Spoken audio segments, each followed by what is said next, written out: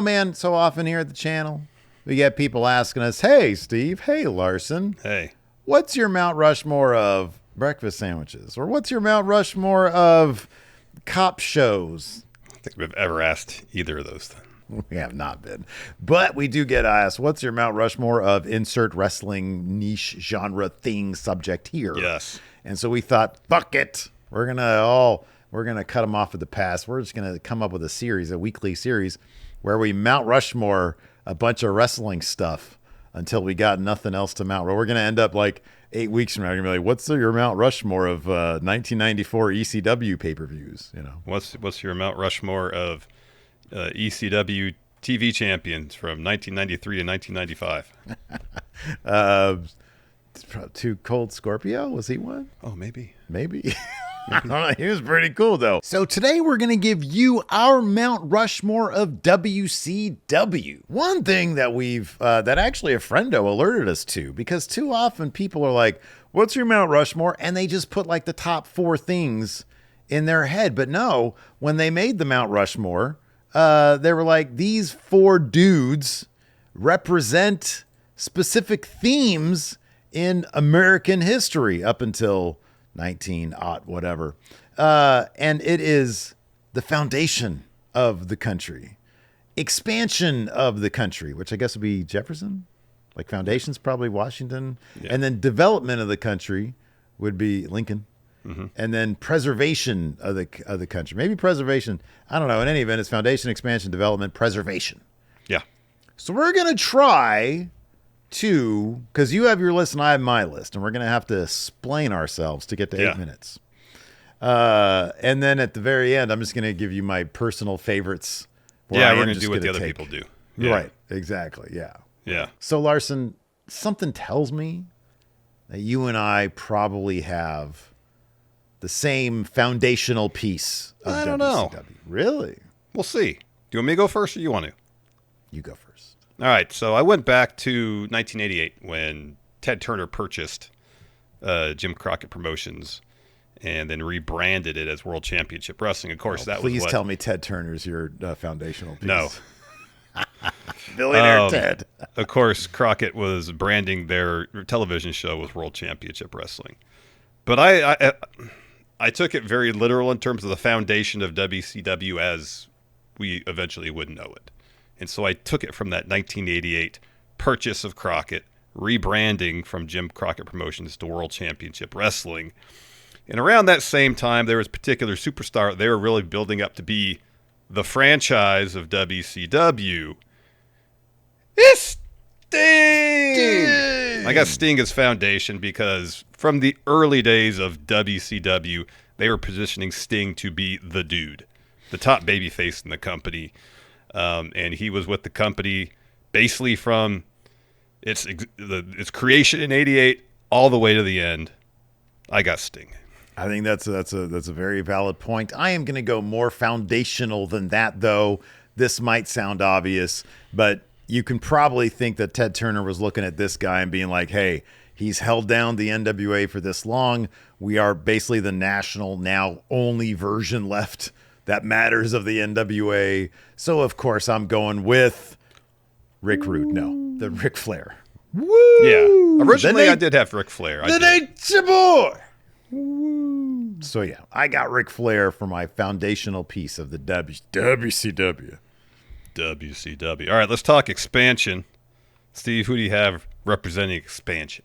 Well, when you think expansion, you think, what's the future of the company? Who's going to be the face that we want leading the expansion? The baby face. Who's going to be the franchise? It's just what you said your foundation was. It's Sting. It's Sting. That's Sting. Expansion. Yeah, because he was. Yeah, you're right.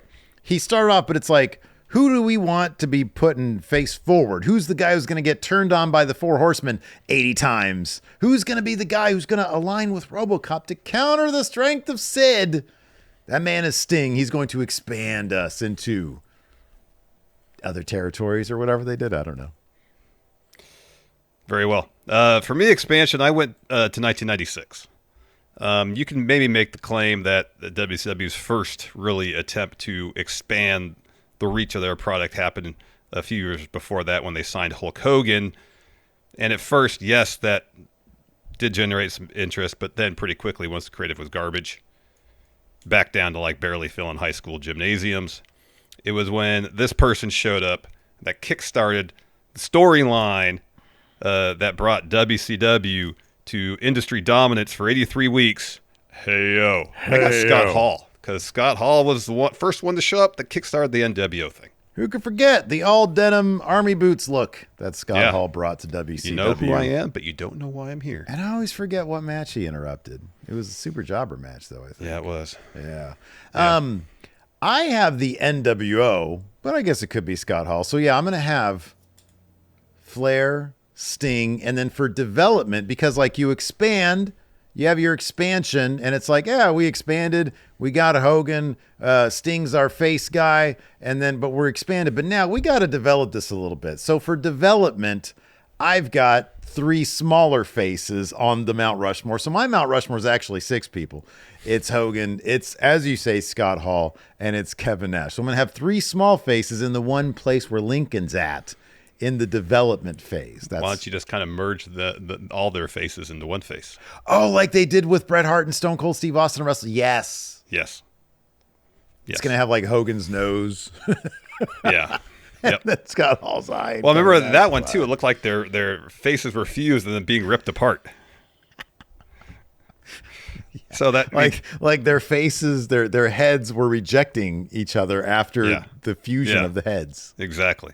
Yeah. For development, I was trying to think of who maybe WCW would have considered the top wrestler to come out of their own internal developmental system. I like I'm always a step behind you. And this individual's time on top in WCW was, relatively short. He only debuted, I think, in 98 and was there till the end of the company. He's popped up sporadically in WWF since then. Just had his retirement match. Bill Goldberg. Yeah. No, I think you're laying out a good case for that. That's my preservation, because that was the guy who fucker, you better have Natural Born Thrillers for your preservation. No, I got a better name than... Oh, I think I know who you're going to go with for preservation. That's a good one. So for my preservation, I've got Bill Goldberg, because clearly he was meant to be the cornerstone of the future of the company. You've got one or two. I know you're going to be the good guy when it comes to who your preservation is.